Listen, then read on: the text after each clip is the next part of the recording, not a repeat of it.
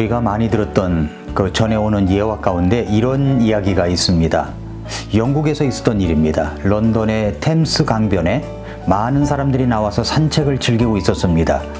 그런데 한쪽 귀퉁이에 거지 노인이 다 낡아빠진 바이올린을 들고 연주를 하면서 구걸하고 있었습니다. 그러나 낡아빠진 바이올린에서 나오는 음악 소리가 신통치 못했습니다. 튜닝도 안 되어 있고 연주도 그저 그랬습니다. 불협화음이 났습니다. 사람들은 별로 관심을 기울이지 않았습니다. 거지 노인이 벗어놓은 모자에 동전을 던져주는 사람도 별로 없었습니다. 그런데 웬 낯선 외국인 한 사람이 그 곁을 지나가다가 잠시 걸음을 멈추더니 거지 노인이 열심히 연주하는 모습을 물끄러미 쳐다보았습니다. 거지 노인은 다 떨어진 외투를 입고 신발도 떨어져서 너덜너덜했습니다. 심지어 머리도 제대로 감지 않아 덥수룩한 상태로 보기에도 처량해 보였습니다. 외국인이 그에게 가까이 다가가 치근한 마음에 이렇게 말했습니다. 할아버지, 죄송합니다. 갑자기 빈몸으로 산책을 나오느라 지금 제 수중에 준비한 돈이 없습니다. 그러나 저도 바이올린을 좀 다룰 줄 아는데 제가 할아버지를 대신해서 잠시 몇 곡 연주해 드리면 어떨까요? 거지 노인은 잠시 시기로 마음을 먹고 그 낯선 외국인에게 낡은 바이올린을 건네주었습니다. 그 외국인은 그것을 손에 쥐고서 튜닝을 몇 번 한 다음에 천천히 활을 당기기 시작했습니다. 그러자 낡은 바이올린에서 놀랍도록 신기한 아름다운 선율이 흘러나왔습니다. 그 소리를 듣고 지나가던 사람들이 한 사람, 두 사람 걸음을 멈춰서서 외국인이 연주하는 음악에 매료되었습니다. 한 곡이 끝나자 사람들은 박수를 쳤습니다. 두 곡이 끝난 후에 사람들은 눈물까지 흘리는 사람들이 있었습니다. 점점 많은 사람들이 모이기 시작했습니다. 거지 노인은 자기가 벗어놓은 모자를 들고 사람들에게 다가갔습니다. 모두가 주머니에서 돈을 꺼내어 노인의 모자에 넣었습니다. 순식간에 돈이 수북히 쌓였습니다. 그것도 한 푼, 두 푼 던져주는 동전이 아니라 돈의 단위가 달랐습니다. 모두가 지폐를 꺼내어서 모자에 넣었던 것입니다. 갑자기 몰려든 사람들을 보고 경찰관이 놀래서 쫓아왔습니다. 그러나 경찰관마저도 다 낡아빠진 바이올린에서 아름다운 선율의 음악이 울려 퍼지자 매료되어 물끄러미 바라보며 감상하다가 주머니에서 돈을 꺼내어 거지 노인의 모자에 돈을 넣어 주었습니다. 연주가 끝났습니다. 그곳에 모여있던 모든 사람들이 박수를 쳤습니다. 그때였습니다. 그곳에 서 있는 사람 가운데 누군가 큰 소리로 외쳤습니다. 저 사람은 파가닌이다. 그 유명한 파가닌이. 이탈리아의 니콜로 파가니니. 그는 바이올린의 귀재로 잘 알려진 인물입니다. 바이올린의 마술사라고도 하는 세계적인 바이올린의 명연주가였습니다. 그 사람이 런던에 연주차 와서 호텔에 머물러 있을 때 잠시 시간을 내어 템스 강변을 산책을 하기에 거리로 나왔던 것입니다. 그러다가 불쌍한 거지 노인이 바이올린을 힘겹게 연주하는 모습을 보고 측은한 생각을 갖게 되었습니다. 그래서 그를 위해서 대신 몇 곡을 연주해 주었던 것입니다. 우리는 여기서 깊이 생각해 보아야 할 것이 있습니다. 다 낡아빠진 바이올린이었지만 그것이 누구의 손에 잡혀 연주되느냐에 따라서 그 소리는 엄청난 차이가 났습니다. 거지 노인이 바이올린을 연주할 때는 형편없는 소리가 났지만 파가니니의 손에 낡고 보잘것없는 바이올린이 들려져서 연주되었을 때는 아름다운 소리로 변했던 것입니다. 하나님 앞에 우리의 인생도 그렇습니다. 우리는 보잘것없는 악기에 지나지 않습니다. 내 손으로 내 인생을 연주하려고 들지 말고 전능자의 손에 내 삶을 맡겨야 합니다. 그러면 내 인생의 멜로디가 행복하고 아름답게 들려지게 될 것입니다.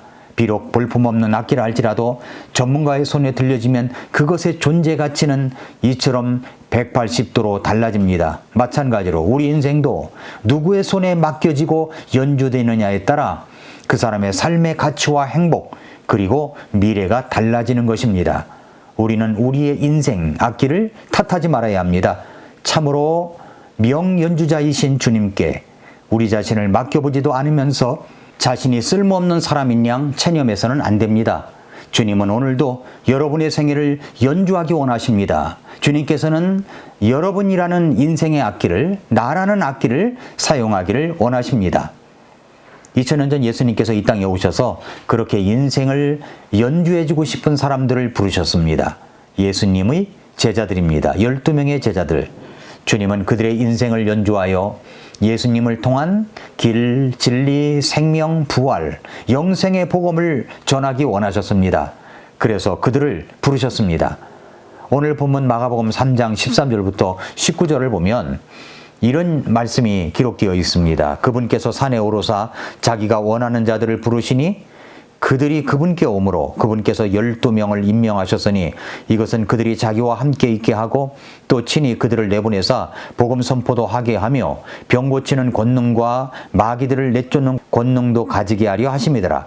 이들은 곧 그분께서 베드로라는 이름을 더해주신 시몬과 또 그분께 보아너게 곧 천둥의 아들들이라는 이름을 더해주신 세베대의 아들 야고보와 야고보의 형제 요한과 안드레와 빌립과 바돌로메와 마테와 도마와 알페오의 아들 야고보와 다데오와 가나안 사람 시몬과 가롯 유다인데 그는 또한 그분을 배반하여 넘긴 자더라 라고 했습니다. 이상 이렇게 해서 12명입니다. 왜 주님은 12명의 제자를 선택하신 것입니까? 유대인에게 있어서 12이라는 숫자는 이스라엘을 상징하는 숫자입니다. 또 하늘과 땅을 대표하는 숫자를 곱하여 얻은 완전수 3 곱하기 4는 12이기도 합니다. 구약에서 이스라엘은 12지파가 있었죠. 그리고 신약에서 요한계시록에 나오는 천국의 문은 또 12개고 각각의 문에는 12개의 보석, 기초석이 있고 또 각 구석마다 12지파와 12사도의 이름이 기록되어 있습니다. 그러니까 여기에서 주어지는 메시지는 12명은 모든 시대를 대표하는 하나님의 백성 혹은 예수님의 제자 그룹이라고 할 수가 있는 것입니다. 자, 이 땅에 오셔서 12명을 부르셨던 예수님은 지금도 여전히 제자들을 부르고 계십니다. 그렇다면 주님은 왜 그 제자들을 부르시는 것입니까? 주님은 왜 오늘도 제자들을 부르시고 계십니까? 첫째로 그 이유는 그들을 원하셨고 필요하셨기 때문입니다. 하나님 나라의 복음을 전하기 위하여 사람들을 사용하셔서 그 일을 하기 원하시기 때문입니다. 오늘 13절을 다시 보시면 그분께서 산에 오르사 자기가 원하는 자들을 부르시니 그들이 그분께 오므로 라고 말씀을 했습니다. 자기가 원하는 자들을 부르셨습니다. 그런데 예수님이 원하셨던 자들의 자격에 대해서는 언급하지 않으시고 단순히 예수님이 원하셨던 자들만 부르셨다고 말씀하십니다. 무엇을 말씀하시는 것입니까? 이 부르심은 주님의 주권적인 부르심이라는 사실입니다. 그런데 주님은 세상적인 사람들이 사람들을 쓸 때의 기준과는 전혀 다른 기준을 갖고 계셨던 것입니다. 그때 당시에 사람들이 이 명단을 보면 정말 별 볼 일 없는 사람들이었습니다. 세상적으로 내세울 만한 것이 하나도 없는 그런 사람들이었습니다. 지극히 평범한 사람들을 부르셔서 지극히 비범하고 위대한 일을 하기 원하시는 주님의 뜻이 있었습니다. 예수님은 이들의 미래에 어떻게 변할 것인가를 보셨습니다. 그래서 그들에게 다 닉네임, 별명을 붙여주시지 않았습니까? 본명인 시몬은 베드로라는 이름을 별명을 붙여주셨습니다. 야고보와 요한은 보아너게, 우르의 아들이라는 별명을 주셨습니다. 약점이 없는 사람은 없습니다. 누구나 자신의 약점에도 불구하고 우리 주님의 부르심을 받을 수 있고 쓰임받을 수가 있습니다. 중요한 메시지는 이것입니다.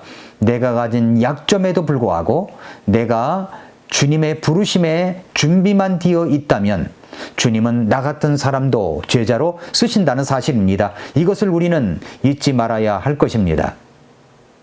두 번째는 그들과 함께 하시고 싶으셨기 때문입니다. 마가복음 3장 14절에 보면은 그분께서 12명을 임명하셨으니 이것은 그들이 자기와 함께 있게 하고 또 친히 그들을 내보내사 복음 선포도 하게 하며 라고 했습니다. 주님께서 제자들을 부르신 목적이 있습니다. 그 목적이 무엇입니까? 그것이 아주 분명하죠? 그것은 그들이 자기와 함께 있게 하고 라고 말씀하셨습니다. 주님은 우리와 같이 있고 싶어 하십니다. 교제하고 싶어 하십니다. 놀랍지 않습니까? 그분이 나 같은 자와 함께 있고 싶어 하십니다.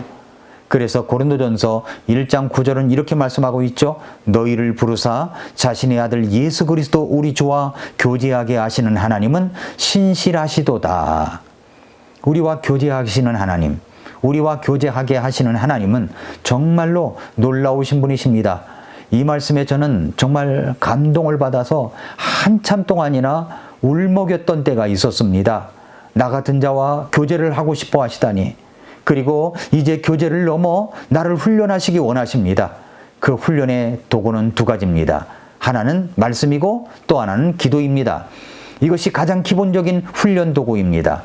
말씀을 읽거나 들을 때 주님의 음성을 듣는 것입니다. 기도할 때 주님 앞에 나아가는 것입니다.